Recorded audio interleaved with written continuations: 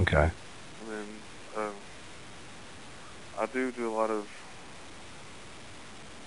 work at the end, assistance work, but my basic, the purpose of it for me is basically hypertrophy. I mean, the bigger I can get, I don't have a limit in my weight class, so the more muscle mass I can get, the more potential I can get to, be stronger.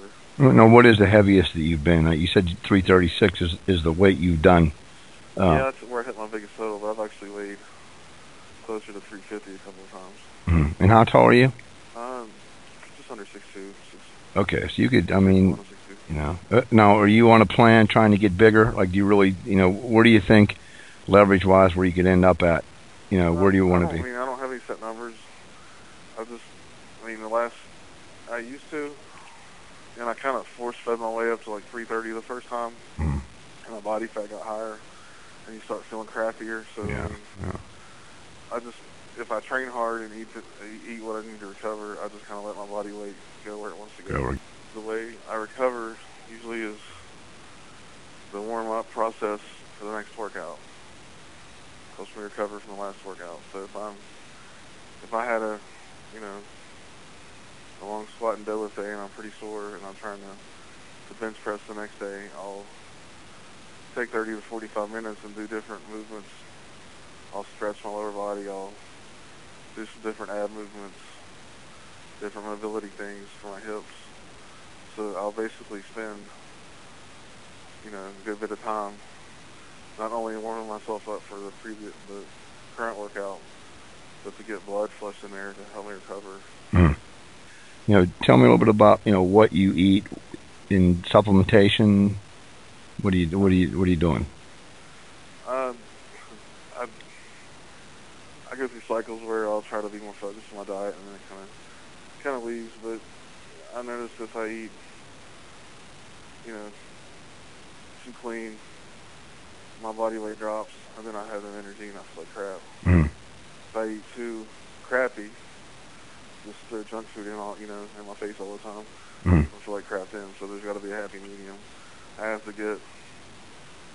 have enough calories to burn to get to training, and I have to get enough good stuff, so to speak, to recover and to try to make gains or whatever.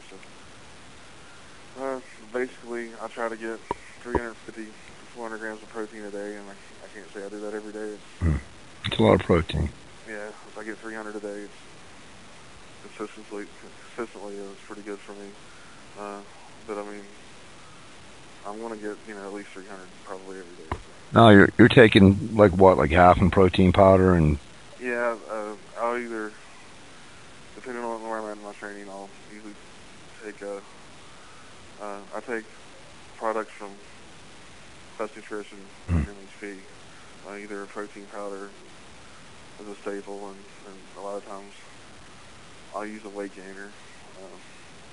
On top of that, I mean, even a few shakes a day. For my last couple of tests, I was drinking a gallon of whole milk a day on top of everything else. Rely on a lot of eggs, a lot of chicken, steak as much as I can. Let's talk about the gear that you like to use and just about how you use the gear. Let's talk about your squat suit. I know you have some limitations on IPF and USAPL, like what you could wear. Tell me about what you wear for the squat. I just wear a basic TRX squat suit from Inzer. I have the strap length added to it, so it's not very tight. I can usually put the straps up and down myself. The way I squat, the more restricted I am, it actually can take away if the straps are too tight. Okay. So. That's what you. Now, what about knee wraps? What are you using? Just the Inzer Z wraps. Okay. And I do like their black wraps too. It seemed like I was used to the more springiness of the Z wraps. So tell me about your bench shirt. What kind of bench shirt you're wearing? I just wear the Rajax. I usually have my tightest shirt. I have the arms size 58 and the chest size 56. Okay. And I have the collar reinforced. You have to keep it above your sternum or higher. So you know. You're saying the bar you have to you keep it above your sternum? Yeah, I guess I'll touch your sternum or be higher. Well, that's an IPF rule. Yeah. Okay. Now, how does that? I mean, have you tried benching just the other way, like for example, just like what you would do in an SPF meet or a APF? Well, yeah. I mean, before they changed that rule, my groove was naturally low, anyways. Okay. I raw bench look pretty low. So how has that affected your numbers as far as what you could do now? I mean, what are the differences you think you could do if you could bench low on your stomach again compared to how you have to bench in the IPF? What do you look at number wise changes? I don't know. I mean, it seems like definitely raw. I'm probably 40 or 50 pounds stronger or lower than I am higher. Mm-hmm. Probably about the same in the bench shirt. I mean, I just had to adjust my training, and I mean, depending on the judge, I mean, I still get borderline too low, but I do. I mean, try to make sure I touch my sternum. I have a low sternum, but the rule says touch your sternum. But it's kind of hard to really determine where your sternum's at. So. Right. And I wanted to make a point. I mean, people say that if you become stronger with gear, you're going to automatically become weaker raw, or vice versa. The key to be able to do both at the same time is to increase your work capacity. What about your deadlift? What kind of equipment do you use with a deadlift? I actually just use my squat suit. When I contest, whatever I squatted in, which is usually a new suit that's, you know, the size that I need. If it's been squatted in, then it's usually broken in well enough for me to deadlift. Right. I use a pretty close sumo stance to deadlift, so that kind of helps me get to the bar a little better also. Mm-hmm. Now, do you train your deadlift in conventional style and in sumo, or do you just sumo the whole way through? Or I mean, usually just sumo, but one of my favorite assistance work for deadlift is our Romanian deadlifts, or just like a deadlift. So. Who were some of Brian Sider's heroes coming up, and some of the people that you wanted to emulate and be like? And you know, who were some of the people who you know? Well, actually, the first Powerlifting USA issue I ever got, I think you were on the cover of it. Oh, stop! I'm serious. You did 740. That was, I believe, the first issue I'd ever read, and I was, I think, a junior in high school. Okay. Thanks, pal. You really make me feel old too. I appreciate that. Well, so, I mean, I thought, wow, it's 740. Was it 741? 740 it was actually. I benched it was 95 in March of 95. Yeah, but that April of 95 was when I did my first contest. Wow. So I saw that magazine, and I found my first bench press contest by looking in the back of that magazine. Well, that means a lot, man. I appreciate that. That really does. You know, and again, and who were some of the three-way? I mean, I think the first time, of course, I already know who Ed Cohn was. I think I read about him in the Muscle and Fitness, so seeing how a guy that seemed, you know, I've seen pictures and videos of Kaz, you know, lifting big things, but seeing Ed Cohn, who was, you know, shorter than everyone and lighter than everyone, and lifted more than everyone, kind of, you know, made me, kind of makes you believe that anything's possible if you work hard enough. And then some other guys were Mike Bridges, Kurt Kowalski. Who were some of your, and you might not even have them because you're sort of in a class by yourself. I mean, your lifts are like extraordinary. So to say you had rivals, who were some of your rivals? Friendly, you know, maybe say bitter rivals, because you seem like a pretty laid back guy. I mean, the first time I went to the USAPL Senior Nationals, you know, Gillingham was the defending champion, so going there and beating him in my first Senior Nationals, you know, kind of, I'm sure it shocked a lot of people, and I'm sure didn't make him too happy. I can imagine it wouldn't make me all that happy if I'm, you know, defending world champion and someone I've never heard of just shows up and beats me. It's I tell you now. Where does that put your relationship? I was going to say because you know. I mean, you know, I think he's a great guy. We didn't, you know, I couldn't say we're enemies or we were the worst of friends. I mean, we weren't best friends right off the bat. Right. But I mean, over the years, you know. That mutual respect you have for each other. I have mutual respect. respect for your competitors. So, I mean, I've always done this for myself, but having great competition like that, and then some of the other guys from Russia and Ukraine, I mean, those are some of the things that motivated me to stay in the gym an extra hour when I was exhausted and didn't want to do that last 3 sets of deadlifts or finish off with my ab work, or, you know, having that type of rivalry with any competition is going to make you do your best. And if it wasn't for that, then, I mean, I wouldn't. I mean, it's kind of boring, you know, if you have a record and you're just trying to break your own record again.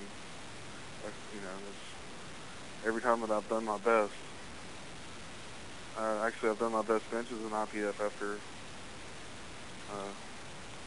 Madode from Japan has broken my bench record, but every time that he's broken it, I've had to come back with something bigger and stronger. And I mean, and the totals and lifts you've put together already, I mean, you know, your young age are already, you know, a powerlifting legend. And so, you know, the sky's the limit for you. I mean, there's whatever you decide to put your mind to, I believe Brian Siders could probably do it. I mean, and that comes from someone who knows what it takes to be a world-class powerlifter. And what do you feel that you're potentially better at? Do you feel you're better at strongman or powerlifting? I mean, you got to have a preference where you feel that you're stronger. Right now I'm better at powerlifting for this work.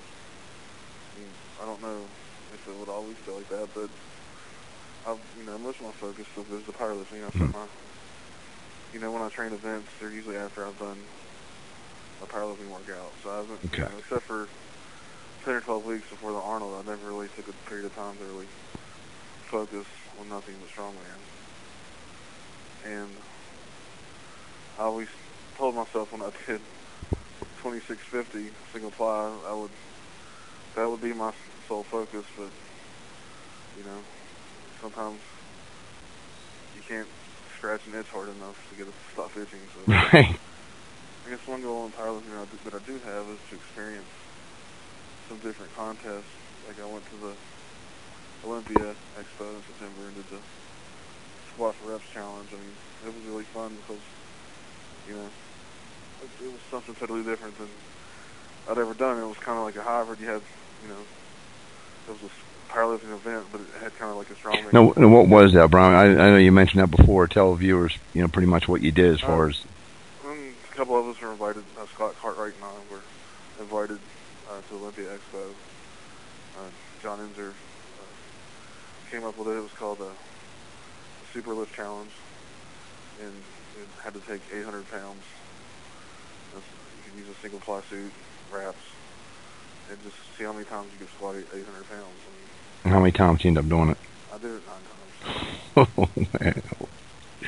That's incredible, man. That is. Now, did you train for that special, or did you just get there and just let it all hang out, or you know? I mean, I wasn't really going out heavy in the squat before the contest, so I just basically trained. You know, took a few workouts and kind of set it up like a, you know, I like the contest and had like a goal set of reps a day. Like, I think, you know, 6 weeks out, I just did like a triple, and then did 5, and then I think I did 6 and 8 the following weeks after that, and then I went to the contest, you know, hoping to get 9 or 10, so I got 9. So you figured about that's where you would be. Yeah, I mean, I just kind of trained the plan, you know. What about sponsors? Longest standing sponsors, Quest Nutrition, Sherman Ledford. You know, he's been great. I mean, every contest that I've needed him to come and help, not only does he provide a great product, but he's the person behind the scenes that's helping me get ready for the lift. So, I mean, he's turned into your coach and handler. I mean, it's great. MHP is a sponsor. Of course, John Inzer started sponsoring me in 2002 with equipment. So, had great, you know, support from them and got everything that I needed. Right. I'd like to thank my family. Okay. My mom gets nervous when I lift heavy things, and she worries. But you must make her crazy. Appreciate you coming on the show. And you are listening to Big Evil's Lair, and you have just listened to World Super Heavyweight Champion Brian Siders. And we'll be back after these messages.